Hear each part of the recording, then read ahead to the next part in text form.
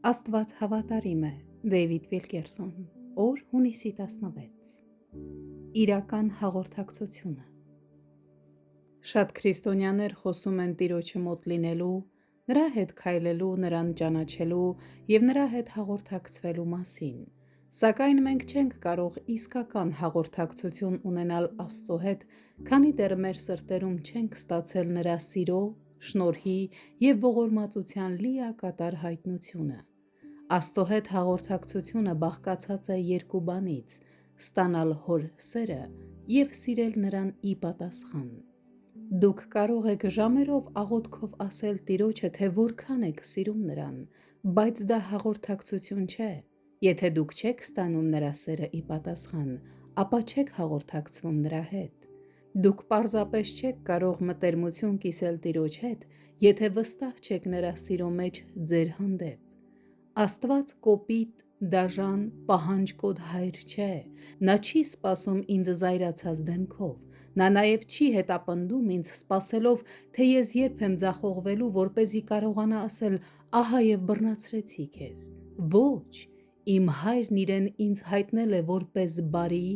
ու հեզ, լի շնորհով ու ողորմածությամբ, պատրաստ լինելով թեթևացնել իմ բոլոր հոգսերն ու բեռները։ Գիտեմ, որ նա երբեք չի մերժի ինձ, երբ դիմեմ նրան։ Սոփոնիա մարգարեն անհավանական բան է ասում Աստծո մեր հանդեպ ունեցած սիրո մասին։ Տերը, քո Աստվածը, զորավոր է քո մեջ, նա փրկում է, նա ուրախությամբ պիտի հրճվի քեզ համար, նա կհանդարտեցնի իր սիրով և ցնծությամբ պիտի գոչի քեզ համար։ Սոփոնիա 3:17 խոսք։ Հրճվել նշանակում է ուրախություն և բերկրանք զգալ։ Այն ներքին ուրախության արտաքին արտահայտությունն է և սիրո բարձրագույն դրսևորումը։ Եբրայերեն բառը, որն այստեղ Սոփոնիան գործածում է ուրախության համար, ցնծությունն է, որը նշանակում է ցատկոտել ուրախ ոգևորությամբ պատված մարդու պես։ Կարո՞ղ ես պատկերացնել, որ քո Հայրը ուրախությունից ցատկոտում է քո մասին մտածելիս,